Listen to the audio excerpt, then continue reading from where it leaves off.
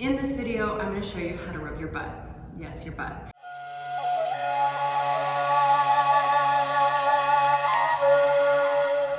If you have any kind of low back pain, sometimes it's not coming from the low back, but it can be coming from the glutes. If you find that you walk like Donald Duck and you have a lot of external rotation in your knees and your feet, then it might be coming from your butt. So specifically, the glute max and the deep six, or the external hip rotators, are what we're after. You don't have to know the anatomy per se, but to know that it's basically between your tailbone and then moving out all the way up to like the femoral head, or this bone that's here in your thigh. So the first tool I'm going to work with, and it's actually the most gentle tool, it'll be the most forgiving, is a 6-inch wide 36-inch foam roller. Okay, and basically what I'm going to do is just have a seat. This is the first step. You want to get comfortable. If you don't have the flexibility to be up here, we're actually going back here. So coming back here, supporting yourself with the hand. The leg I'm going to work on, I will usually use that same hand to lean back against. And from there, you can see that I can rotate my body. By rotating my body, I'm going to be able to move in and out and find that meatier part of my butt muscles, my glutes. And so from there, as I move in and out, I may already find a tight spot. And if you do, congratulations, breathe on it, give it a minute, make sure you're hydrated, and see if you can feel it release. If you are going in and out, up and down, back and forth, because you can go all the directions, and you're not finding anything, you may want to take the leg that you're working on and cross the foot at the opposite hip, the knee.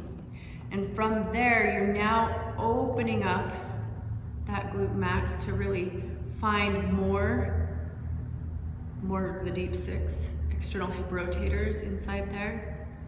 And again, there's a lot of territory to explore. And if you are going like this, you're never gonna find what's going on in that muscle, because it's in that slow motion that you're gonna find places that you might have missed if you were just scanning over it quickly. Very common. I see a lot of people in gyms using foam rollers like this. This is not the way you consciously get into your body. There. If you find that using the foam roller makes you jump and scream, and it's really painful, then you've got a couple weeks with this part. However, if you got on the foam roller and you're like, I'm not feeling it, Nicole, I would say first, go slower. And if you've gone slow and you still don't feel it, you can switch out this nice, soft, diffuse tool for something that's a little more specific and pinpointy. So I have an orb and a lacrosse ball here. Whatever you have in your toolbox, you can lay on your back, and you do a little bit of a hip bridge, putting whatever tool, whatever ball you have underneath you into that same area. Now you notice that I actually roll to my side a little bit. That's, again, going from that bony tailbone spot, which you may want to work with, and just trace the edges of not only the tailbone, but the iliac crest, your hip bone, and then rolling out to the edge. And you might be getting into a little bit of glute medius or glute minimus here. All sorts of tight spots. Again, you don't have to know their names. You get to just explore your body and find out the places where it wants you to give it some attention. Now, I'm noticing that my leg's shaking. Like I found a spot and my leg is shaking. That's a good thing. That's a little bit of a release. What you don't want is any kind of nerve pain or twinging. If that's the case, you're probably just rolling on a nerve, and if you simply move a centimeter away from that, you will find that the nerve pain goes away. Good.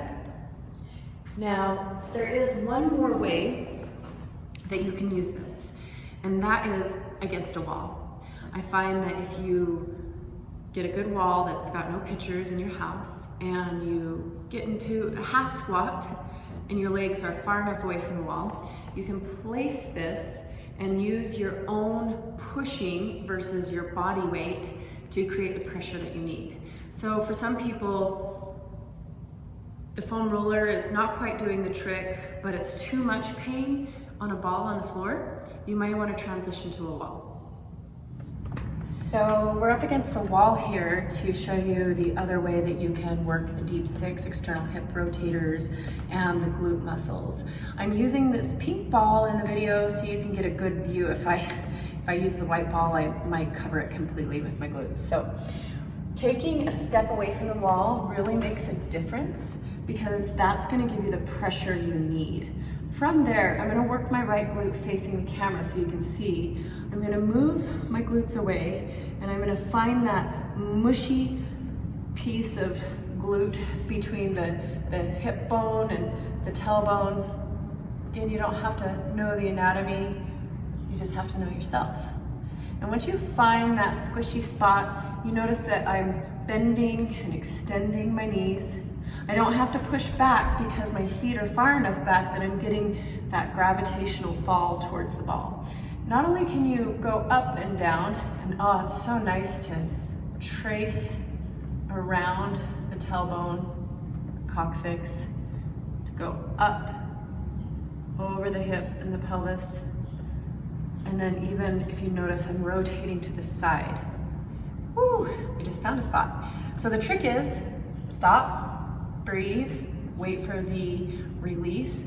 Another thing that you might find beneficial, I know you can't see my legs, but the leg that I'm working on, I want to be able to relax it so I can get the most out of the release in these muscles. And so I might actually do most of my pushing and engaging on the leg that I'm not working on. So I kind of turned towards the camera, a little to the outside, and now I can just relax my right leg and find those tight spots. From here, you can even turn all the way and really begin to fill into your glute medius and minimus. These guys are our frontal plane stabilizers. They keep us from twisting and turning in ways that break our hips down. And usually you'll have one side that's fairly tight, trying to stabilize, and another side that's a little loose. And if that's the case, just going in and working them, feeling each side, feeling where it feels tight and taking some breaths and waiting for it to release, woo, can just begin to support your body for healthy movement for the rest of your life. Let me know in the comments below how this feels, if you were able to apply it and if you felt some relief. If you did, congratulations, you're loving yourself a little bit more every day, and that makes me happy I could share this with you.